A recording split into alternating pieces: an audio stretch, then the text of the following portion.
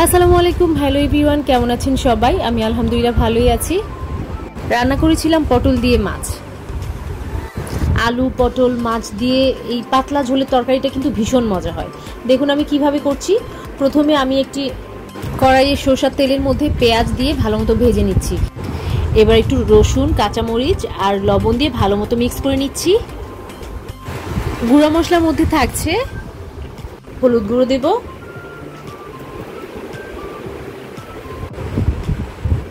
ধনিয়া গুঁড়া দিব, একটু জিরে গুঁড়ো দিব আর হালকা একটু কাশ্মীরি গুঁড়ো মরিচ দিব। এবার ভালো ভালো মশলাটা কষিয়ে নেব। এবার হাফ টমেটো অ্যাড করে দিচ্ছি, হালকা পানি অ্যাড করে এবার ভালো মতো মশলা কষাবো। একদম ঢাকনা দিয়ে দিয়ে কষাবো।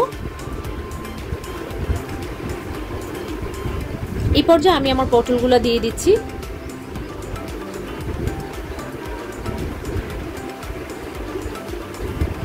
ভালো মতো এবার মশলার সাথে পটলগুলো মিক্স করে নেন, ঢেকে দেন। ঢেকে বেশ কিছুক্ষণ অপেক্ষা করবেন।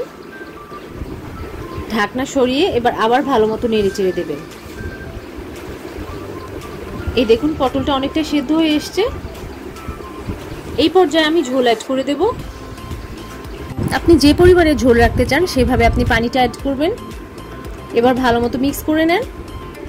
মিক্স করে একটু পরে আমি মাছগুলো অ্যাড করব। আমার মাছগুলো আমি আগে হালকা ভেজে নিয়েছি। এবার মাছগুলো ঝোলের সাথে একদম ডুবিয়ে দিয়ে ঢেকে দেব। আমার ঝোলটা ফুটে এসছে। এখন এই ঝোল থেকে আমি আর একটু টেনে নেব।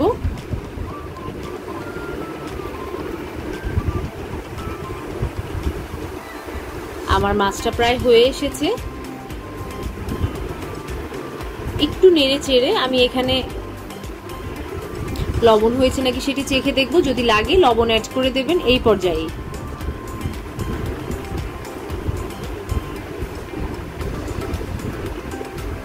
দেখুন ঝোলটা অনেকটাই শুকিয়ে এসছে। এবার আমি এখানে কাঁচা মরিচ কুচি দিয়ে দেব, ধনিয়া পাতা দিয়ে দেব, ভাজা জিরে গুঁড়ো অ্যাড করবেন, করে নেড়ে চেড়ে দেবেন। দেখুন কত সুন্দর একটি কালার এসছে। এই সবজিটি কিন্তু ভীষণ মজার, পেট ঠান্ডা করে এই সবজিটি আপনারা গরমের মধ্যে খুব মজা করে খেতে পারবেন। আমার রান্নাটি কিন্তু শেষ।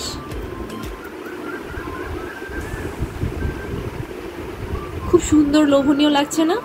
বাসায় অবশ্যই ট্রাই করবেন। কেমন লেগেছে জানাবেন। ভালো থাকবেন সবাই, পাশেই থাকবেন। আসসালামু আলাইকুম।